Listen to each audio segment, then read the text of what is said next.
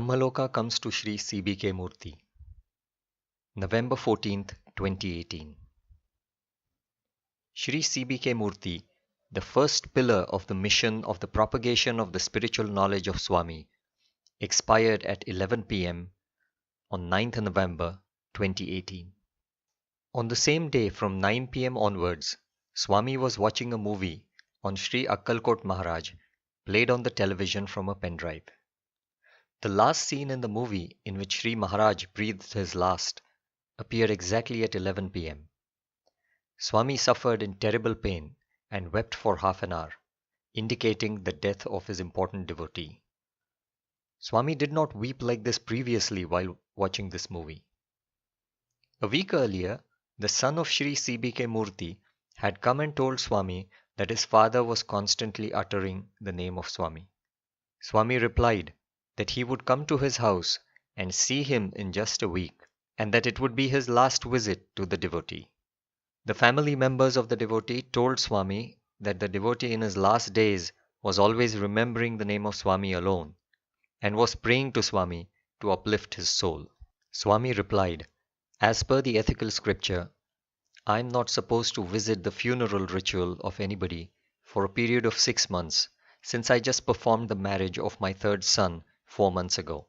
During this period, I did not even attend the annual ceremony of my late mother due to that restriction. But I attended this ritual, abandoning the rules of pravritti, since this is the line of nivritti. By this you can realize how much value I have given to this devotee." All the family members of the devotee said that the devotee reached Brahma Loka, the abode of God, since Swami came there. But Swami replied, "This devotee did not reach Brahma Loka, since Brahma Loka itself reached this devotee." Srimati Sri Lakshmi, the first daughter-in-law of the devotee, asked Swami about the journey of the soul after death. Swami gave the following message to all the family members and relatives of the devotee on that day. Srimati Sri Lakshmi is the fortunate devotee to whom Swami had given a vision in the past, in which he appeared as God Brahma, emitting tremendous radiation. Following is the discourse given by Swami on this day.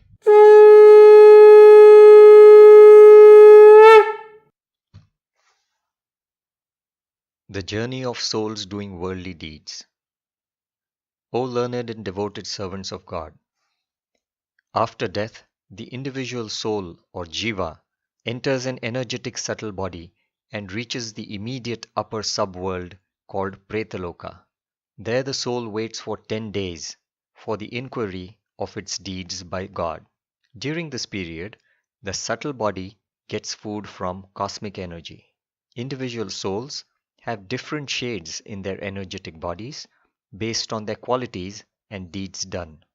The first world, Bhuloka, is subdivided into 4 worlds called Martya Loka, Preta Loka, Naraka Loka, and Pitru Loka. This earth on which human beings exist is called as Martya Loka or Karma Loka, which is the first sub-world of the first world called Bhuloka. This first sub-world is the place for doing deeds, and hence it is called a Karma Loka. Above this first sub-world, the other 3 upper sub-worlds of the Bhuloka and other worlds existing above the Bhuloka are all invisible to human beings due to the unimaginable power of God. But by the grace of God, some souls can see them. When the inquiry is over in the Preta Loka, the individual soul with its subtle body travels along one of 4 channels starting from the Preta Loka, which is the junction. The channel along which a soul is sent depends on the enquiry of its deeds and the corresponding fruits that are to be enjoyed by the soul. The Naraka Loka and the Pitru Loka, which are the 2 uppermost subworlds of the Bhuloka lying above the Preta Loka, are called as Bhoga Lokas. All worlds lying above the Bhuloka are also called as Bhoga Lokas, which are places meant for the enjoyment of the fruits of one's deeds. The 4 possible channels through which the souls are sent after the inquiry in the Preta Loka are: 1. The third subworld immediately above the Preta Loka is called the Naraka Loka, which is hell. All sinners go to this world. The souls are present in bodies which resemble black smoke. This body of smoke is called as Dhuma Sharira. Note that food for all these energetic bodies is cosmic energy itself. But for the souls in the Dhuma Shariras, this food from cosmic energy is almost not supplied. The souls constantly suffer from terrible weakness. Very, very little cosmic energy, and that too very rarely, is supplied to them now and then, just to maintain the very mild energetic bodies. Naraka Loka or hell is headed by Yamadharmaraja. In the region just above this regular hell, special hells headed by Kala Bhairav also exist. 2. The uppermost subworld of the Bhuloka is called Pitruloka, to which all neutral souls go. This subworld is located on the moon. The body of the soul here is made of mild moonlight and is called as a Pitra Sharira. Food for these bodies is supplied in the form of the light energy of the moon. The next immediate world above the Bhuloka is called Dyuloka. It is also called Jyotirloka or Bhuvarloka. Souls who have done social service for the sake of fame on this earth reach this world. In this world, the soul gets a body which is like a little bright light and is called a Jyoti Sharira. Food is supplied to these bodies from the cosmic energy, and this world lies between Bhuloka and the sun. 4. Above this second world exists the Suvarloka or the Swargaloka, starting from the globe of the sun up to the pole star, which is also known as Dhruva. This world is also commonly called heaven. Souls reaching this world are those who have done good work of social service, which is not done for fame. The soul here gets a body called a Bhoga Sharira. Food for this body is supplied from the cosmic energy. Once a soul attains an energetic body, material food is not at all required by its body. It is said that the material food given to deserving priests on earth reaches the departed souls. But this is only an Arthavada, which is a lie told for a good purpose. It ensures that even a greedy person performs the death rituals and donates food to deserving receivers. It is very important to ensure that the receiver of our donation during any ritual is deserving of the donation. Donation to the deserving brings merit, while donation to the undeserving incurs sin. Do not think that the donation of food, clothes, and money done to undeserving receivers is a mere waste. Actually, it yields punishment, since such donation is sin. The Veda says that a receiver is deserving only if the person possesses the following two things. Shrotriyasya cha kamahatasya is said in the Veda. The first point is that the person must possess spiritual knowledge of the Veda or of any holy scripture of one's particular religion. The second point is that the person must lack the aspiration for receiving anything in return from the donor or the performer of the ritual. The priest is the principal receiver of the donation of money, dakshina, offered by the donor. Hence, the priest must explain the spiritual knowledge to the donor and the other people assembled there so as to improve their devotion. If this is not done, the whole ritual is a sheer waste. If the priest does this divine duty in the service of God without aspiring for anything in return, God will take care of everything for the priest. Money cannot be the solution to everything, whereas God's grace solves all problems. The merit earned in donating to the deserving priests protects the departed soul as well as the performer of the ritual. I am not saying that the ritual should not be performed. What I say is that the ritual must be performed properly, with perfect knowledge of the background. As told in the Gita, Jnatva kurita karmani. By doing the rituals perfectly, good fruits are attained, and the punishment for the sin of doing the rituals wrongly can be avoided. For the souls who are on the path of pravritti, which is the path of worldly justice, we discuss the 4 channels along which they are sent, depending on their good or bad deeds on earth. These 4 channels are limited to the Bhuloka, Bhuvarloka, and Suvarloka. The individual souls, after enjoying the good and bad fruits of their deeds in the upper worlds or in the subworlds of the Bhuloka, return back to earth. This cyclic rotation always continues in pravritti. In the path of pravritti, there is no spiritual knowledge or devotion to God. There is only doing good deeds to serve society and avoiding bad deeds which harm society. Social service is the highest merit in this field. The journey of souls on the spiritual path. The second path is Nivritti. It is the path of progressing in devotion, which is based on true spiritual knowledge. On this path too, a devotee does social service, but it is not for heavenly fruits. It is done on the command of God to please God. Here, God is more important than the social service. The fully ripened soul who follows this path leaves this earth after death in a very bright energetic body called a Divya Sharira and directly reaches the ultimate seventh world called Brahma Loka.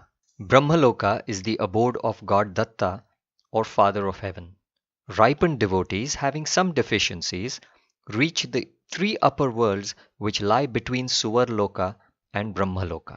These three worlds are called Mahar Loka, Jana Loka and Tapo Loka. In these worlds, these highly devoted souls get some special spiritual advice and guidance from divine preachers who too are present in energetic bodies in these three worlds. In these three worlds, the souls also enjoy the fruits of their spiritual progress. These are the destinations of souls on the path of Nivritti. Uncertainty about the departed soul's destination. When a person dies, we do not know in which world the soul has gone. But during the ritual, the priests pray to God for the journey of the soul to the ultimate Brahma Loka. Shashvata Brahma Loka Nivasa Siddhyartham. This is only our good wish and hope for our departed loved one. The reality depends only on the merit of the soul.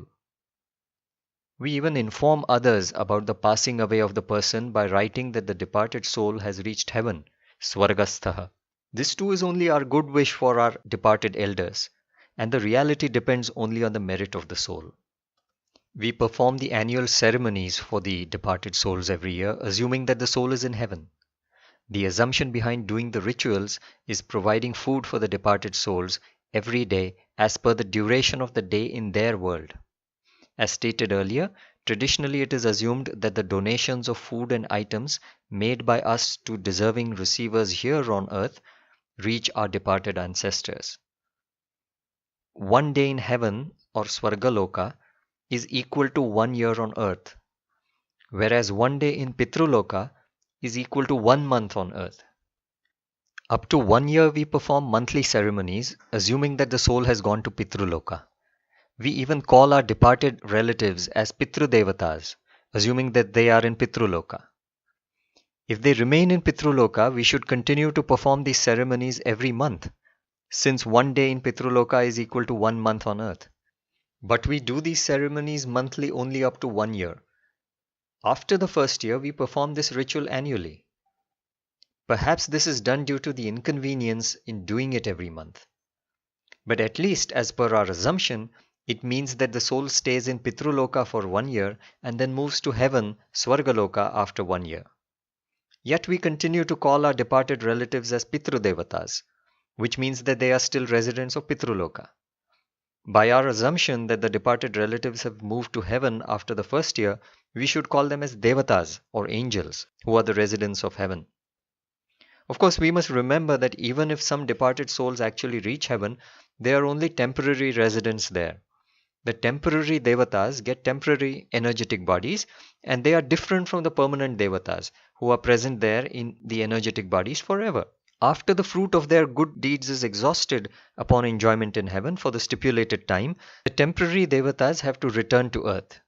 In spite of all the above assumptions made in the traditional death rituals, we donate a cow to the priest during the ritual. It is said that the donation of a cow to the priest is necessary since it allows the departed soul to cross the river of blood called Vaitarani and reach hell. This donation of a cow is performed for everybody.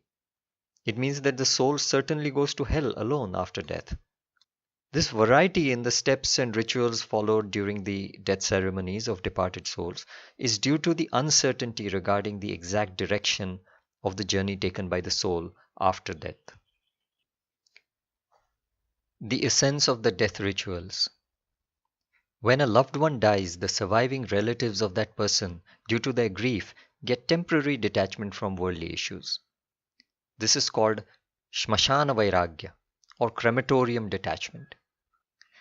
This condition, when their minds are temporarily free of worldly attachments, is congenial for introducing the fear of sin in them.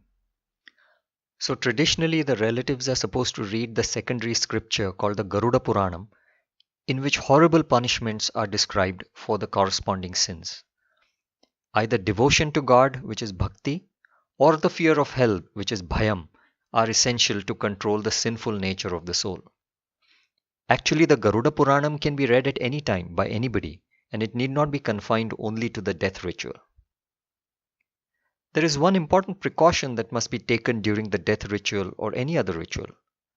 That is that the priests should explain the spiritual knowledge of the Holy Scripture which is recited to all the people attending it, so that it improves their devotion to God. Usually the priests simply recite the scripture blindly in Sanskrit, which is unknown to most people, without knowing or explaining its meaning.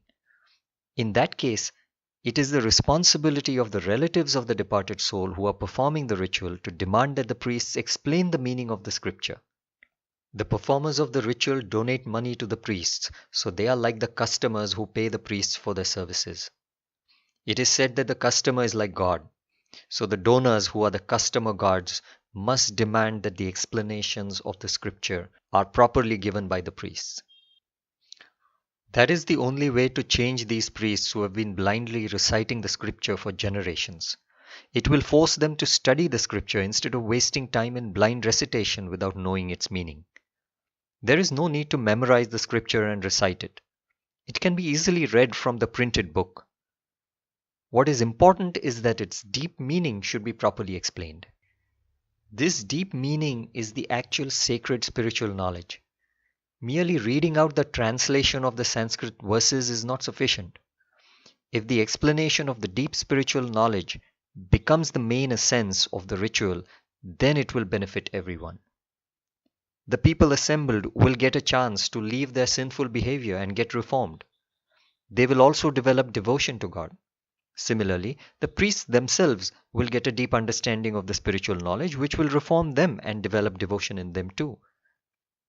If this is not done, then any type of donation to priests is not only a total waste, but it is also a sin that brings punishment upon the performer as well as the departed soul.